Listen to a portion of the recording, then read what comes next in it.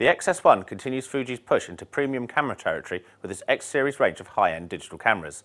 Within this range, we've already seen the fixed-lens X100 with its cutting-edge hybrid viewfinder and the super stylish, more pocket-friendly X10. Using the same larger-than-average 2/3 of an inch sensor of the X10, the X-S1 is Fuji's attempt to inject the same high production values into the world of super zoom bridge cameras. Picking it up for the first time, the first thing you notice about the X-S1 is the weight. This is a sizable camera that's similar in proportions to a mid-level DSLR, such as the Canon 550D, and at just under a kilogram, it's not particularly light either. In common with other Fuji X-series models, overall build quality is of a very high standard, with the metal lens rings and precision-milled control dials giving the camera a real sense of quality and refinement.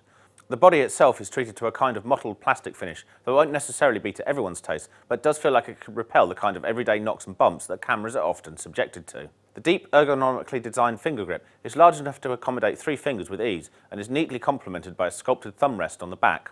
Together, these make the X-S1 very comfortable to hold, although the not inconsiderable weight does mean you will need to use 2 hands to operate it. On the front, the X-S1's 26x optical zoom is manually operated and offers a focal range of between 24mm and 624mm in 35mm terms. We have to say that we much prefer the hands-on manual operation of the X-S1 to the fiddly rocker switch controls found on electronically powered zooms.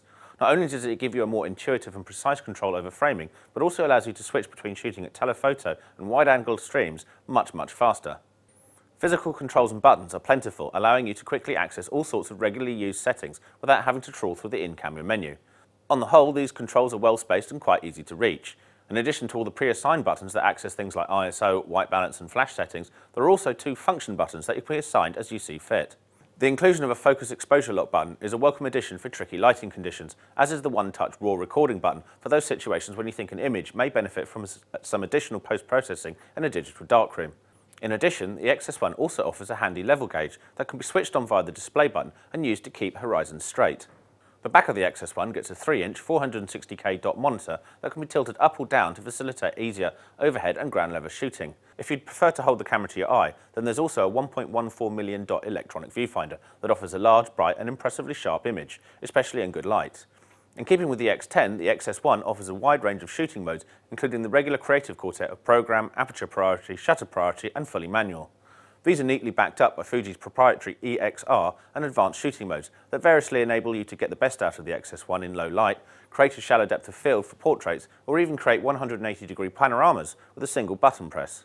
Rounding things off is an automatic mode, 17 individual scene modes and a number of user-defined custom presets.